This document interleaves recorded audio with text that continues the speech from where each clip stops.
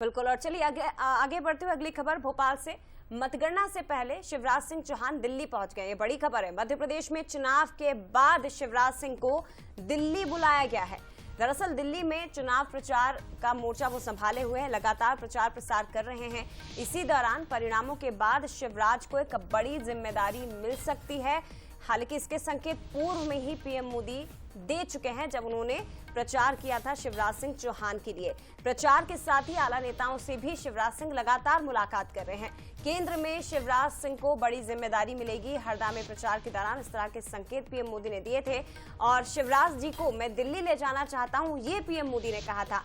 बता दें आपको कि चुनाव संपन्न हो चुका है 4 चरणों का, और अब मध्य प्रदेश के जो अलग अलग नेता हैं वो अलग अलग राज्यों की जिम्मेदारी संभाले हुए हैं प्रचार प्रसार की, जहां अभी भी चुनाव होना बाकी है, तो कैंपेन में जुटे हुए हैं। और इसी कड़ी में शिवराज जी दिल्ली में लगातार प्रचार कर रहे हैं। लेकिन पीएम मोदी ने शिवराज जी को लेकर क्या संकेत हरदा में चुनावी सभा में दिए थे, वो जरा आप सुनिए। विदिशा में उम्मीदवार है हमारे भाई शिवराज जी।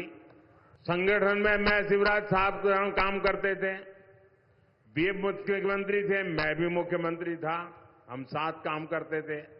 वो पार्लियामेंट में गए थे तब मैं महामंत्री के नाते साथ में काम करते थे। अब फिर मैं एक बार उनको ले जाना चाहता हूं।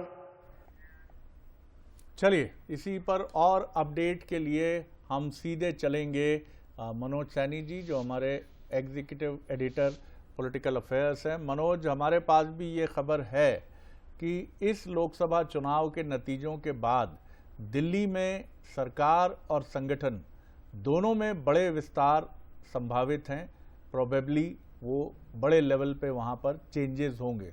और ये भी खबर बंसल न्यूज़ के पास है कि प्रधानमंत्री नरेंद्र मोदी और जेपी नड्डा राष्ट्रीय अध्यक्ष ने मन बनाया है कि अब उस बीजेपी को जो आगे लीड करे कम से कम 15 से 20 साल, उस बीजेपी के प्रमुख नेताओं को दिल्ली में संगठन और सरकार में जगह मिले, इसकी भी एक तैयारी है। तो कुल मिलाकर ये समय बहुत महत्वपूर्ण है।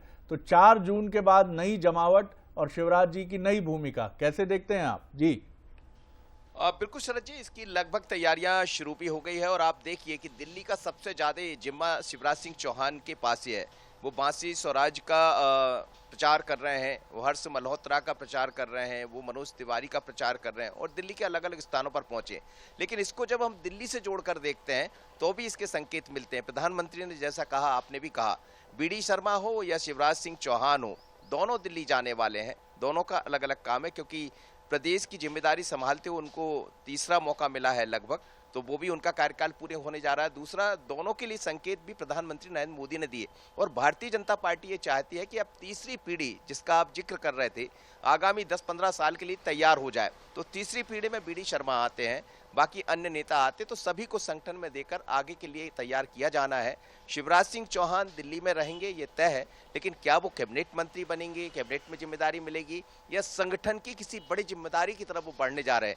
क्योंकि आप ये भी समझिए कि जेपी नड्डा का कार्यकाल भी जून तक के लिए एक्सटेंड किया गया था, वो भी खत्म होने जा रहा है। तो बड़ी जिम्मेदारियां, बड़े परिवर्तन देखने को मिलेंगे। और मध्य प्रदेश के कई ऐसे नेता दिल्ली में बड़ी भूमिका निभाने वाले हैं। उसमें शिवराज सिंह चौहान सबसे ऊपर है, जिसकी शुरुआत भी दिल्ली के प्रचार से शुरू कर दी गई। निश्चित तौर पर तो ये बड़ी महत्वपूर्ण बात है कि शिवराज सिंह चौहान दिल्ली में बड़े दायित्व को लेकर आगे बढ़ेंगे और प्रधानमंत्री ये बात कह ही चुके हैं। और शिवराज जी की अगर हम बात करें तो सरकार में आने के पहले संगठन में उनका लंबा अनुभव है। मध्य प्रदेश में वो मुख्यमंत्री बनने के पहले प्रदेश अध्यक्ष की जिम्मेदारी संभाल चुके हैं, राष्ट्रीय सचिव का दायित्व उन्होंने निभाया है, इसके पहले मोर्चा में राष्ट्रीय स्तर के पदाधिकारी रहे हैं।